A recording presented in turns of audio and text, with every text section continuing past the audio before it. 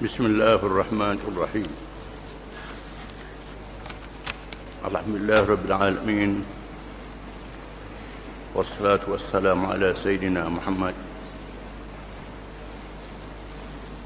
أشرف الأنبياء والمرسلين وعلى آله وصحبه أجمعين.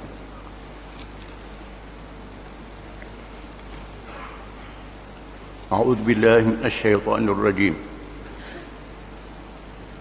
وإذ أخذنا ميثاق بني إسرائيل لا تعبدون إلا الله وبالوالدين إحسانا وذي القربى واليتامى والمساكين وقولوا للناس حسنا وأقيموا الصلاة وآتوا الزكاة ثم توليتم إلا قليلا منكم وأنتم معرضون.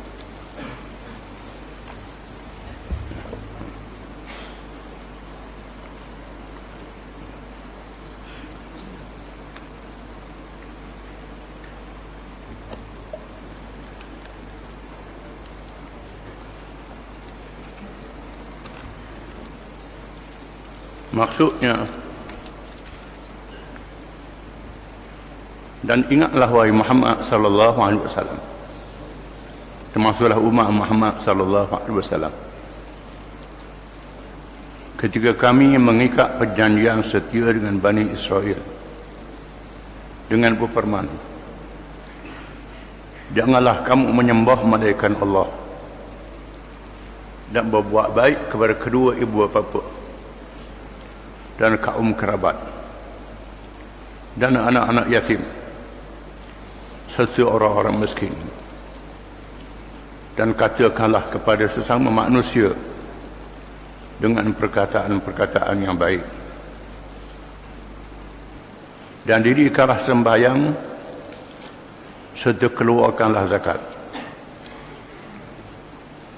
Kemudian kamu berpaling membelakangkan perjanjian setia kamu itu, kecuali sebahagian kecil dari kamu, dan sememangnya kamu orang-orang yang tidak menghiraukan perjanjian setianya.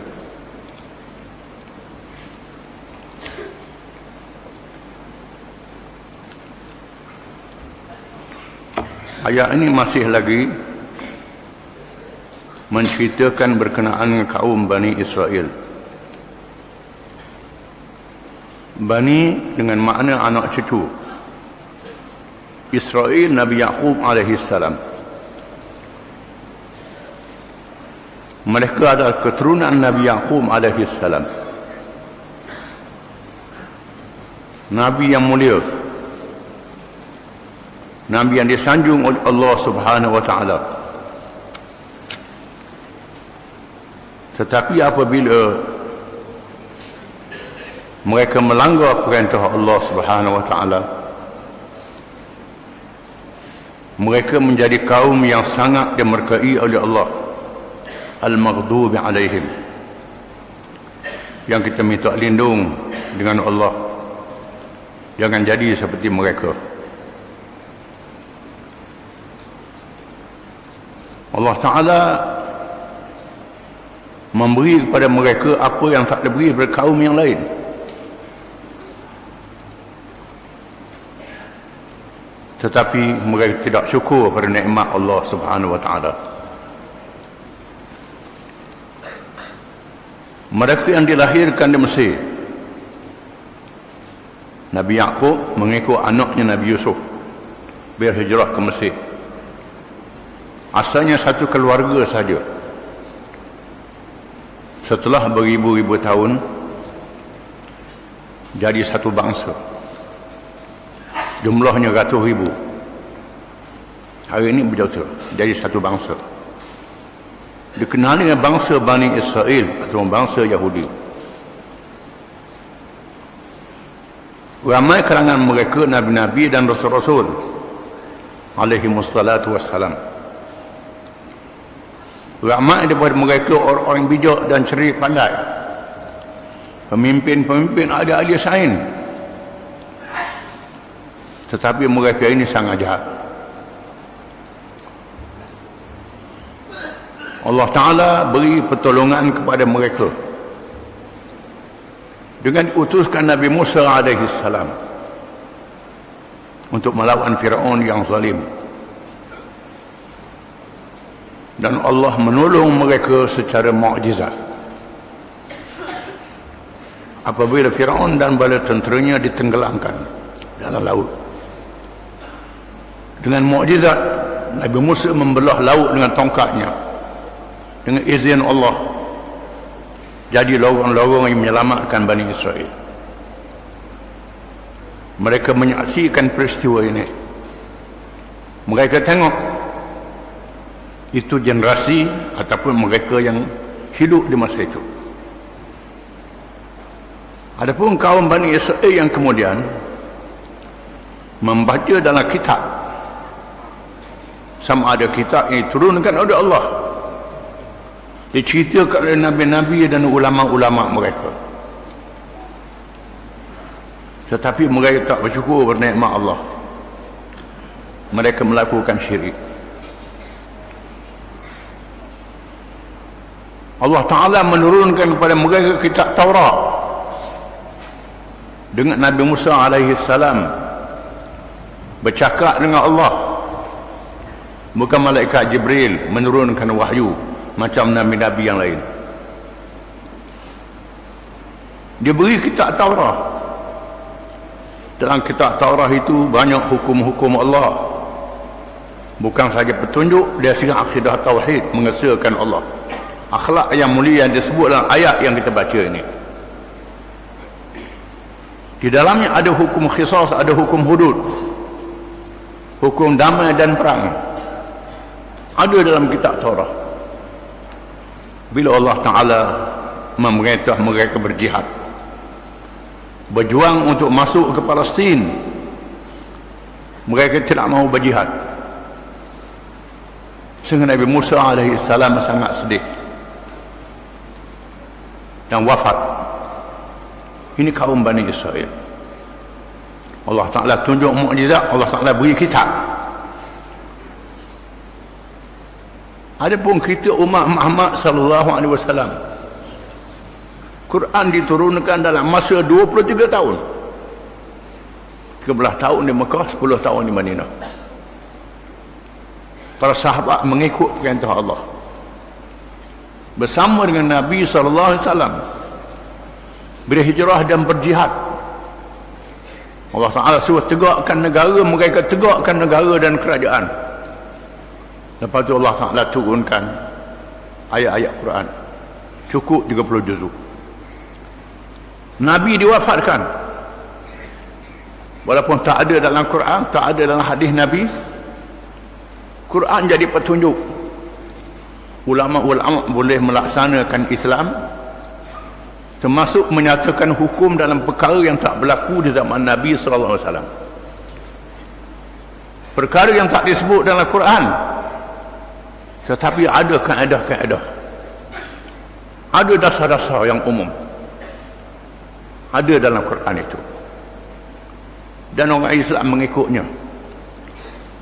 Begitulah sepanjang zaman. Bila ada masalah baru, ulama-ulama boleh menyatakan hukum. Ini orang Islam. Kaum Bani Israel tidak. Mereka tak ikut kitab Allah Ta'ala, walau kitab ada cakap.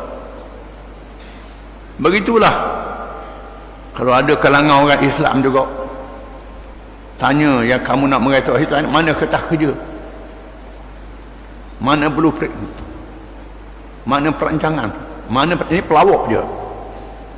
Mereka ni tak mahu pada Islam, saja tanya je. Ini perang Bani Israel.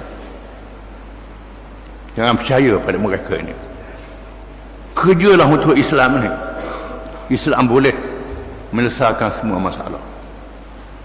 Allah Ta'ala sebut contoh Bani Israel. Wa idh akhadna mithaqa Bani Israel la ta'buduna illa Allah. Dan ingatlah wahai Muhammad sallallahu alaihi wasallam, wahai para sahabat radhiyallahu anhum, wahai umat Muhammad sallallahu alaihi wasallam yang ada pada hari ini, ketika kami mengadakan perjanjian dengan Bani Israel. Perjanjian yang sangat asas, yang sangat dasar, yang sangat penting. Alla ta'buduna illallah, bahawa kamu tidak boleh memperhambakan diri kepada Allah, mengesahkan Allah subhanahu wa ta'ala. La ilaha illallah, tak ada Tuhan melainkan Allah. Ini adalah dakwah semua rasul-rasul alaihi wassalatu wassalam, sejak Nabi Adam sehingga Nabi akhir zaman Muhammad sallallahu alaihi wasallam. Sama saja. Alla ta'buduna illallah, jangan kamu memperhambakan diri melainkan kepada Allah. Walaqad ba'athna fi kulli ummatin rasulan an i'budullah wajtanibut taghut. Dan sesungguhnya kami bangkitkan, kami utuskan kepada tiap-tiap umat itu akan rasul. Rasul itu mengajak kaumnya kepada u'budullah, abdikan diri kamu kepada Allah. Wajtanibut taghut, dan jauhkan diri bertaghut. Taghut yang melampaui batas Allah yang lain daripada Allah, sama ada patung, berhala, syaitan, jin, syaitan, manusia dan lain-lain lain daripada Allah, hendaklah ditolak. La ilah, tak ada ilah, menolak yang lain, illallah, malaikat Allah sahaja. Itu maknanya kita wajib mengesahkan Allah pada zatnya, pada sifatnya, pada hukum hakamnya. Wajib mengesahkan Allah subhanahu wa ta'ala. Ini makna la ilaha illallah, alla ta'buduna illallah. Hendaklah menolak syirik, menolak menyekutukan Allah dengan sesuatu yang lain. Tak boleh menyekutukan Allah dengan sesuatu yang lain. Kalau kita mengaji kitab tauhid, menyekutukan Allah dengan sesuatu yang lain pada zatnya, pada sifatnya, pada af'alnya. Di antara sifat itu hukum hakam, hukum syariat dan peraturannya, qada takdirnya, rezekinya, segala-galanya hendaklah kepada Allah SWT. Jangan syirik, menyekutukan dengan sesuatu yang lain. Syirik ini ada dua. Ada syirik yang jali, syirik yang khafi. Syirik yang jali, syirik yang nyata. Sembah patung, sembah berhala, sembah manusia, percaya pada hukum-hukum yang lain pada hukum Allah Ta'ala, percaya yang beri rezekinya bukan Allah Ta'ala, orang lain beri rezeki. Sama ada manusia tu kan beri rezeki, ataupun zaman dulu buat semuh, puja patah, jin beri rezeki. Ini termasuk dalam syirik yang jali, syirik yang nyata, yang terang-terang. Syirik ini menyebabkan hilang imannya, hilang Islamnya. Yang kedua, syirik yang khafi, yang tersembunyi, yang dibincangkan oleh ulama-ulama tasawuf, iaitulah riya, ujub dan sum'ah. Buat ibadat kerana nak tunjuk korang, sedekah kerana nak tunjuk korang, buat sesuatu bukan kerana Allah, kerana nak tunjuk korang semata-mata. Kalau kerana Allah, tunjuk korang supaya orang ambil contoh teladan yang baik, itu dah apa. Nak beri semangat pada orang lain dah apa. Tapi kerana Allah, kerana Allah. Macam zaman Nabi dulu, para sahabat beri sedekah depan Nabi, ada yang beri sebanyak-banyaknya supaya orang lain ikut beri banyak juga, bukan nak tunjuk korang. Yang tak mampu beri sikit, bukan riak, itu bukan riak, kerana nak tunjuk korang. Kalau tunjuk korang kerana nak ajar orang lain, boleh dua pahala. Pahala ikhlas pun boleh, pahala orang ikut kita boleh pula. Ini dua perkara. Kalau sekiranya kerana nak tunjuk korang semata-mata, tak ada pahala. Ujub, kagum pada diri sendiri, bagusnya aku ni, warnanya aku ni, baiknya aku ni, dia letak diri dia sendiri. Macam kita duduk dalam baku akak baku itu duduk dalam terakak tak baku, duduk terakak rabuk, bukan kita akak diri kita mujub nak memasyhurkan diri dia sendiri. Ini perbahasan ilmu tasawuf. Kalau nak ngaji tasawuf, ngaji bab ini. Jangan ngaji tasawuf nak tengok Tuhan, sudah mengarut. Ngaji tasawuf kerana nak suruh mari keramat tu keramat ni mengarut. Tak dinafikan keramah itu ada. Ini kurnia Allah. Bukan kerana nak benda-benda macam ni, kerana dunia. Ada orang mengaji tasawuf, kuat mengaji tasawufnya, tapi nak tunggu benda pelik. Benda pelik berlaku. Akhirnya syaitan tunjuk benda pelik. Ini jadi punuh. Bila Jibril tanya Nabi, mal ihsan, apa dia ihsan? An ta'budallaha ka'annaka tarah, fa in lam takun tarahu fa innahu yarak. Engkau menyembah Allah seolah-olah macam nampak Allah. Tak nampak. Tak boleh nampak Allah Ta'ala. Seolah nampak. Nak buat sesuatu tu macam Allah ada, tengok, atau Allah Ta'ala nampak kita. Ini ihsan, keikhlasan yang kita kena faham. Macam kita semayang khusyuk, kita sembah Allah Ta'ala, sedar sembah Allah Ta'ala. Ini sembah Allah Ta'ala ni, Allah Ta'ala nampak kita ni. Apa yang berlakunya, semayang ni ambil nama semayang je. Kalau nak mengadak raja, nak mengadak orang tu, bukan main kilah beradung. Semayang kilah netang. Bila nak semayang kilah netang je. Wa'ala. Pasal apa? Tidak ada khusyuk yang sebenar dalam hati. Kita pergi Mekah ada orang Arab. Allahu Akbar, akad takbir. Masa tu dia betul baju. Perih-perih. Okey, Mekah tahu. Lepas Allah Akbar tu betul baju dia.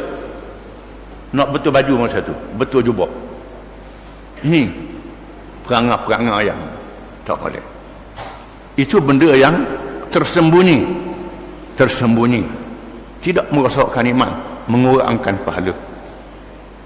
Jadi mesti mengesahkan Allah. Jadi mengesahkan Allah, menolak yang lain ber Allah ni adalah ajaran semua nabi-nabi alaihi wassalatu wassalam. Wa bil walidaini ihsana, dan hendaklah berbuat baik pada dua ibu bapa. Ini ajaran semua nabi-nabi. Kena buat baik pada kedua ibu bapa, buat kebajikan pada dua ibu bapa. Disebut dalam ayat-ayat yang banyak, berulang kali dalam Quran. Wa qada rabbuka alla ta'budu illa iyyah wa bil walidaini ihsana. Allah Ta'ala telah menetapkan hukum kepada kamu. Kamu tak boleh sembah melainkan Allah dan buat baik pada dua ibu bapa. Disebut selepas Allah buat baik pada dua ibu bapa, menunjukkan bahawa buat baik pada ibu bapa ini sangat penting dalam Islam. Walaupun kedua ibu bapa itu bukan Islam, dua ibu bapa itu kafir, kita masuk Islam, ibu bapa tak masuk Islam lagi. Kita tak boleh ikut kafir dia, tak boleh ikut maksiat dia, tak boleh ikut kemungkaran dia. Tapi kalau dia sakit, dia susah, kena tolong dia. Ini kewajipan terhadap dua ibu bapa, berbuat baik pada ibu bapa. Walaupun dua ibu bapa tu kafir, walaupun dua ibu bapa tu jahat, tetap buat baik. Kalau dia jahat, tak boleh ikut. Dia lawan Islam, kita lawan dia. Dia rebah tulang akak, gosok dia, buat baik. Lawan Islam, lawan lah. Ini batas yang kita kena faham. Dia sebut dalam hadis-hadis yang banyak, antaranya hadis Ibnu Mas'ud. Rasulullah kata, qultu ya Rasulullah ayyul amali afdal. Aku tanya Nabi, wahai Rasulullah, mana dia amal yang lebih baik? Amal yang lebih afdal apa dia? Qala as-salatu ala waqtiha, sembahyang pada waktunya. Itu yang pertama, sembah Allah Ta'ala. Amal yang pada baik, sembahyang pada waktunya. Qultu summa ayyu, kemudian apa dia? Apa itu apa pula? Birrul walidaini, buat baik pada dua ibu bapa. Summa ayyu, lepas tu apa dia? al-jihadu fi sabilillah, berjihad perjalanan Allah. Berjihad perjalanan Allah. Bahkan ada sahabat-sahabat yang nak pergi berjihad. Jihad yang tidak fardu ain, jihad fardu kifayah. Nak keluar ikut. Nabi kata, ayahmu dengan makmu ada tak? Ada lagi.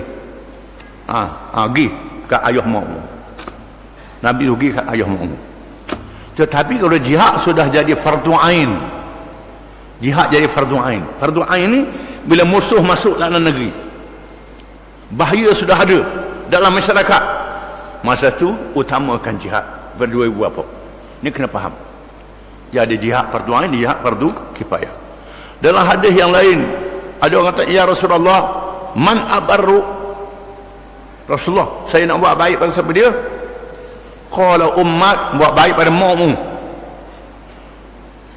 Qultu summa man, lepas tu siapa dia? Qala ummat, makmu, ibumu. Qultu summa man, qala summa adna, summa abad, kemudian ayahmu. Nabi jawab, mak. Satu hadis sampai 3 kali, mak dulu, lepas tu baru ayah. Ini kelebihan antara dua ibu bapa, ibu kemudian ayah. Ibu dulu utama, lepas tu ayah. Ini cara buat baik. Lepas tu barulah adnaka, keluarga yang hampir, pak saudaranya, anak saudaranya, adik, itu baru gitu. Ibu dan ayah dulu. Ini cara yang Nabi ada menafsirkan buat baik dua ibu bapa. Wadzil qurba, dan kaum keluarga.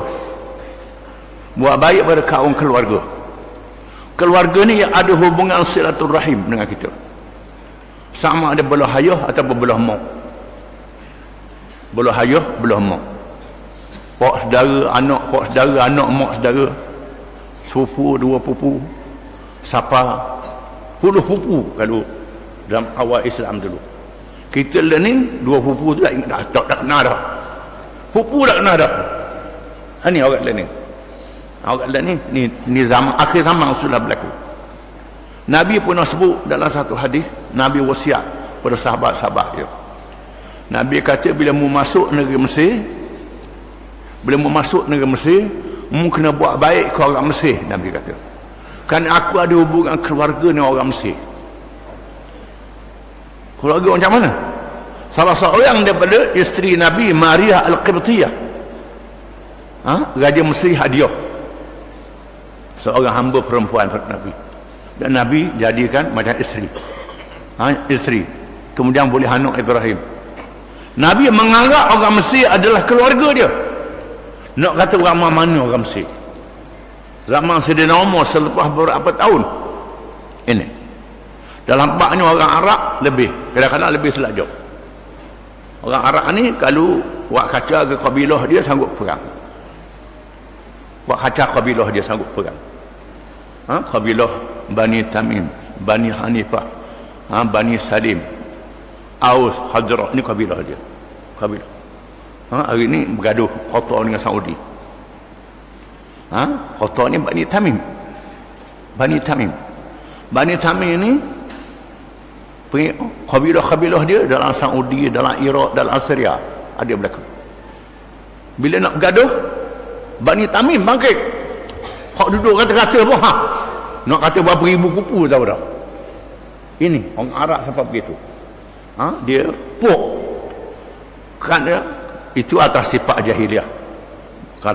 Atas sifat Islam baguslah. Atas sifat Islam. Boleh dua, Islam satu kerana keluarga satu. Ini atas sifat keluarga bukan Islam. Tak boleh. Kena rakung dua sekali. Kena buat baik pada zil qurba, kepada kaum keluarga. Wal yatama, dan anak-anak yatim. Anak-anak yatim. Anak yatim ni mengikut kebanyakan ulama ialah anak-anak yang ayah dia mati. Yatim. Anak-anak yang ayah dia mati, itu yatim. Mengikut kebanyakan ulama.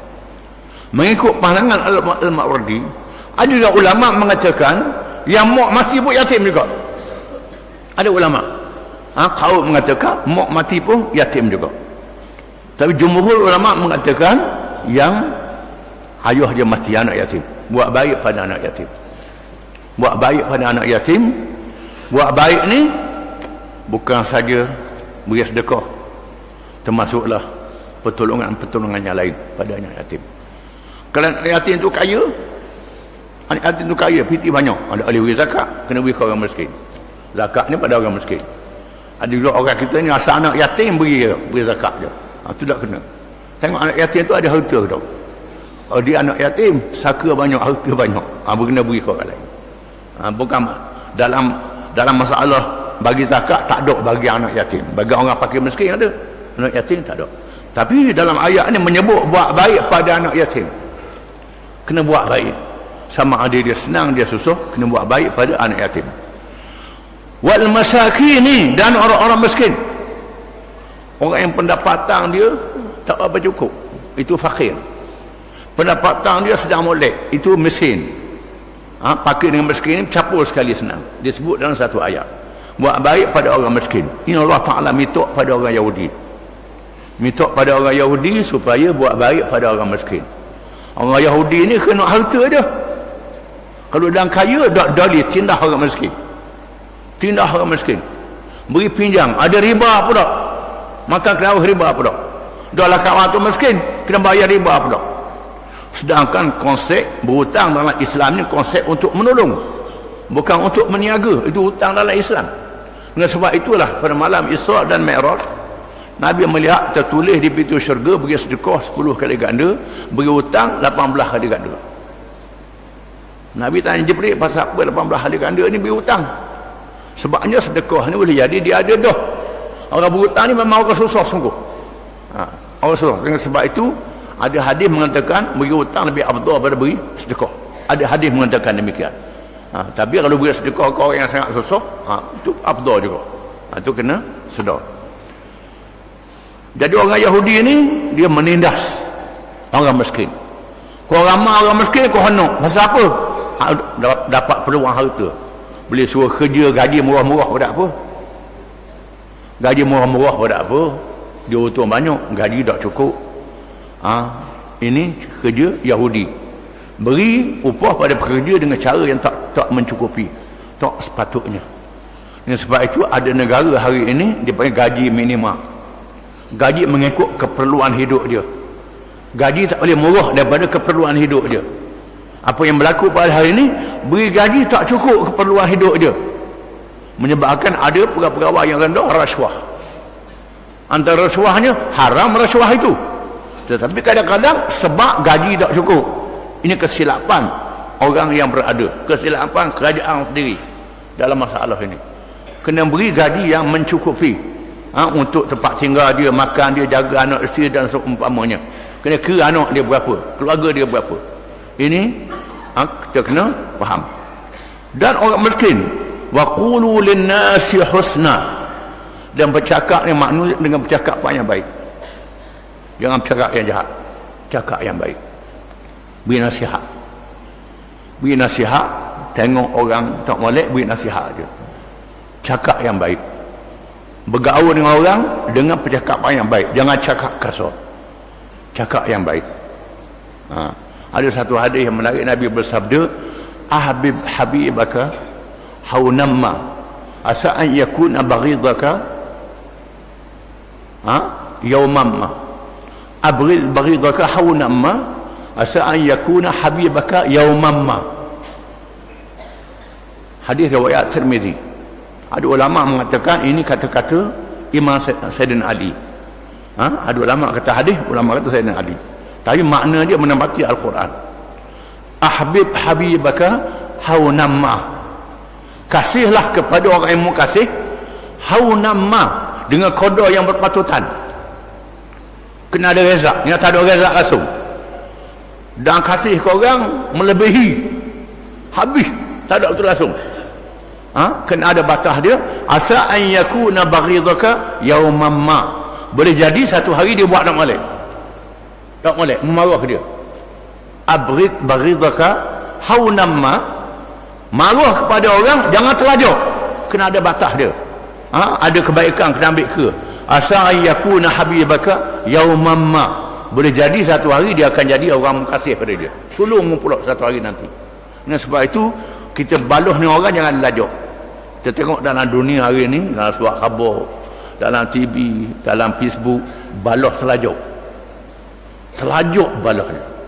Sehingga dah nak marah ke orang, terkang habis-habis. Tak ada rezak langsung. Dia tak tahu satu hari nanti akan berubah. Orang dia kasih sayang, satu hari jadi lawan. Orang yang dia lawan, satu hari jadi kawan. Ini dunia berubah, kita kena faham. Duduk dalam qada takdir Allah Subhanahu wa taala. Padahal kita mengaji hukum iman 6 perkara yang akhirnya beriman pada qada dan qada Allah taala. Kita tak tahu benda yang akan datang. Dengan sebab itu memusuhnya orang berpada. Jadi dengan sebab itulah kita disuruh buat baik pada orang. Sama ada orang baik, orang jahat, buat baik. Nabi kata unsur akhaka zaliman aw mazluma. Tolong saudaramu yang kena zalim, yang zalim dan kena zalim. Saudaramu yang zalim kena tolong. Saudaramu yang kena zalim kena tolong. Sahabat, ya Rasulullah, hak yang kena zalim tu saya faham lah. Hak kena zalim saya faham. Memang kena tolong. Tolong hak zalim macam mana? Tolong hak zalim ni. Nabi kata tamna'uhu, menghalang dia daripada zalim. Tu tolong dia. Menghalang dia jangan berhenti buat zalim. Itu tolong dia, selamatkan dia. Biar dia bertaubat, dia balik kepada jalan. Itu cara menolong. Itu termasuk dalam waqulu lin-nasi husna. Bercakap dengan manusia, bercakap yang baik. Dan sebab itu dalam Quran Allah Taala suruh Nabi Musa dan Harun, idhaba ila fir'auna innahu tagha faqula lahu qawlan layyina. Wahai Musa dan Harun, mungkin temu dengan Fir'aun. Fir'aun ni taghut, tapi bercakap dengan Fir'aun dengan percakapan yang lembut. Mudah-mudahan dia terima pengajaran. Mudah-mudahan walaupun Fir'aun tak terima pengajaran sampai mati, itu urusan Allah Taala. Urusan kita nak selamatkan manusia berapa daya dan upaya ni kena faham. Ni wa qulu lin-nas husna, dan bercakap manusia dengan bercakap yang baik. Wa aqimus salah, dan dirikanlah sembahyang. Sembahyang yang wajib, sembahyang yang sunat.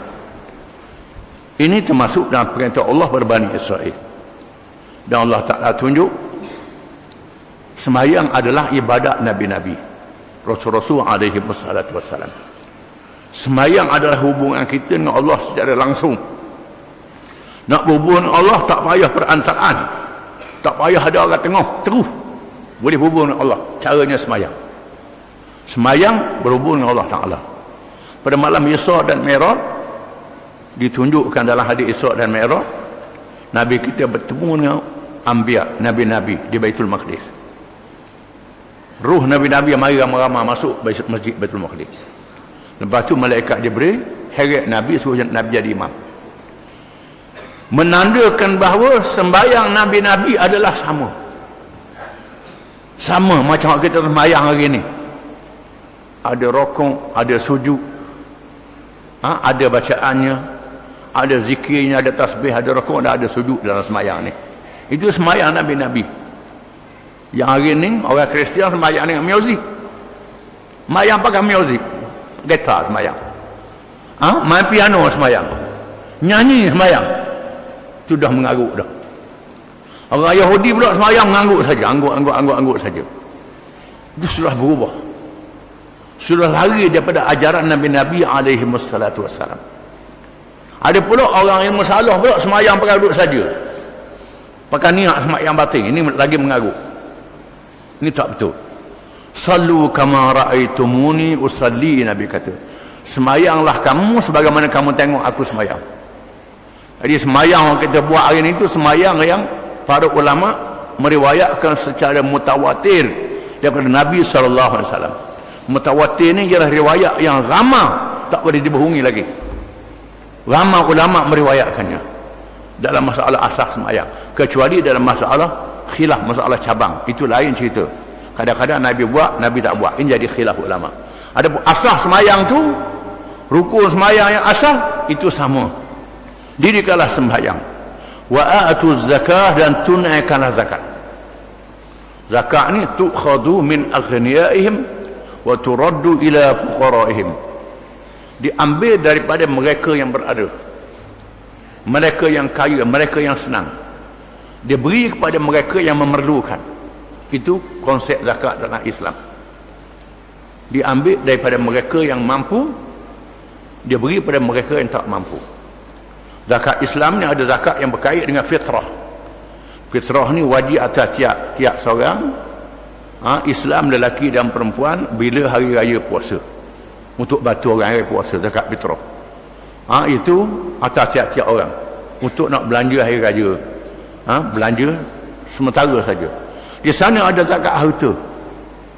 Zakat harta ni sama ada harta pertanian, harta binatang ternakan, ataupun harta emas perak, harta perniagaan dan lain-lain. Itu zakat dalam Islam.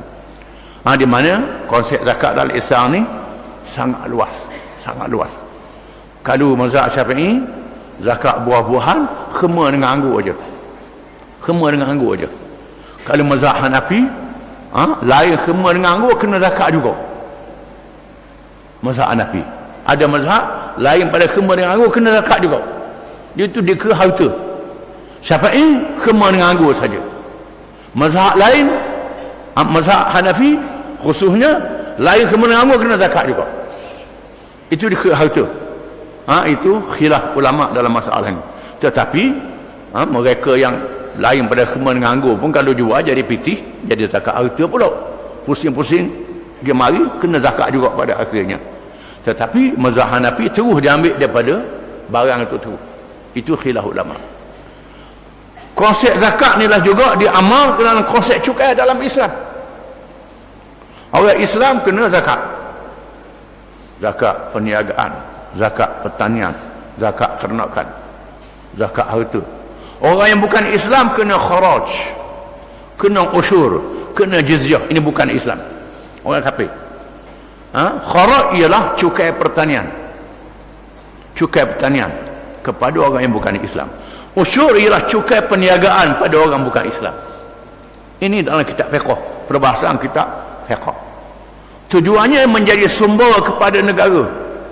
Sumber kepada negara untuk membayar gaji kepada pegawai-pegawai kerajaan, dan untuk bayar kepada petugas-petugas, dan untuk membantu rakyat yang memerlukan pertolongan. Ini sumber harta kepada negara dalam Islam. Yang bukan saja zakat, orang Islam zakat, orang bukan Islam cukai. Apa yang berlaku pada hari ini, orang Islam kena zakat, kena cukai dua, orang bukan Islam cukai saja.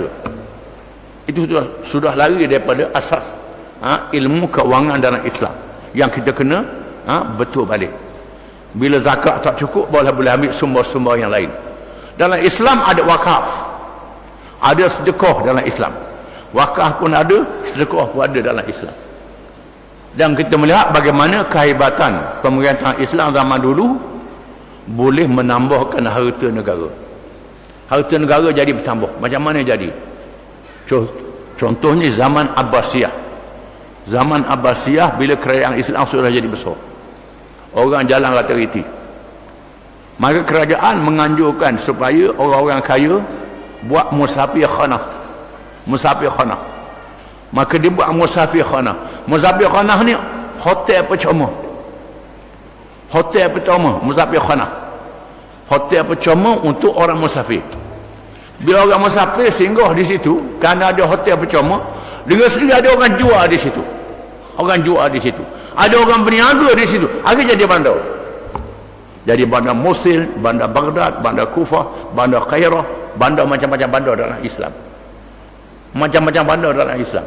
Kalau di Sepanyol ada Malaga, bandar Malaga di Sepanyol. Itu orang Islam buat Malaga. Malaga ni tempat pertemuan. Tempat pertemuan orang ramai di situ. Asalnya dibuat hospital. Orang Islam buat hospital dulu. Hospital percuma untuk rawat orang sakit percuma. Maka orang pergi nak merawat orang sakit, dengan sendiri ada kedai keliling itu. Ada kedai, dengan sendiri barang pertanian, barang ternakan, akhir orang duduk jadi bandar. Bila perniagaan banyak, zakat banyak. Orang kafir pula meniaga, cukai banyak, hasil negara bertambah. Akan jadi begitu. Ini pemerintahan Islam. Hak yang ada dari ini, palanya nak cukai saja, cukai saja, cukai saja. Main cukai saja. Pekerjaan jadi kurang. Jadi kurang. Duk ngomong ke cukai saja. Perkembangan harta tidak berlaku. Ini berlaku dalam dunia hari ini. Ini kerana dah ikut Islam. Kalau ikut Islam, makin ramai orang, makin nak makanan banyak. Makin nak makan banyak, makin banyak orang tanam, makin banyak orang negara. Makin banyak orang negara, makin banyak orang tanam, banyak zakat. Banyak cukai, hasil negara bertambah. Ini dok. Bila barang banyak, harga barang jadi turun. Jadi gitu. Harga barang jadi turun. Ni dok, cukai mahal, barang mahal juga. Buat ni jadi pelik itu. Pelik je. Yang tak kenal lah tu. Ada tempat tak betul, kita kena sedar. Sebab tu Tuhan kata dalam Quran, walau anna ahlul qura amanu wattaqau lafatahna alaihim barakatin minas sama'i wal ard. Kalau sekiranya penduduk negeri itu beriman dan bertakwa, ikut Islam, kami buka berkat yang turun dari langit nak keluar daripada bumi. Tuhan sebut dalam Quran. Walakin kadzabu, tetapi mereka membohonginya. Mereka membohonginya, tak percaya. Tak percaya pada Islam. Akhirnya tak percaya pada Islam, Tuhan tarik rezeki. Jadi susah kehidupan manusia. Tamak pula, tekang pula, tindah pula, tamak pula. Makin hari makin susah.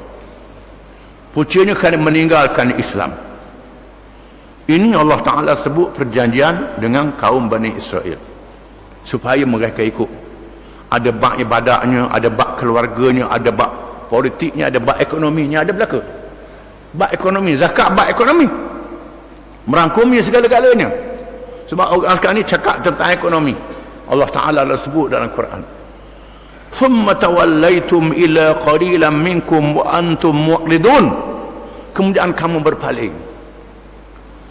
Kamu berpaling, dah ikut perjanjian ini. Tuhan kata dah janji dengan Tuhan nak ikut, tiba-tiba tak ikut perjanjian itu. Wa antum mu'ridun, kamu berpaling daripada perintah Allah Ta'ala. Berpaling perintah Allah Ta'ala, buat peraturan sendiri, buat undang-undang sendiri, buat cara sendiri, tak berali halal dan haram. Tak berali halal dan haram. Sepatutnya bila hak haram bergoma juga, bukan saja hak Allah, jadi banyaklah. Kalau ambil hak Allah saja sikit, tambah hak haram pula jadi kau hak banyak. Ni dok. Kau tambah hak haram jadi kau hak sikit. Jadi gitu. Jadi terbalik. Bila tambah hak haram, berkat tidak ada, penyakit bertambah, kejahatan bertambah, jadi bertambah, akhirnya jadi mapuh situ je. Ini kebaikan boleh membawa berkat kepada kehidupan manusia, kejahatan boleh membawa celaka. Kita kena sedar halal dan haram ni sempadan Allah yang kita kena ikut. Jadi orang Yahudi tak ikut, tak ikut. Dalam dunia hari ini orang kena kapitalis, orang kena komunis, orang kena sosialis, orang kena pragmatis, orang tak kena apa dia Islam.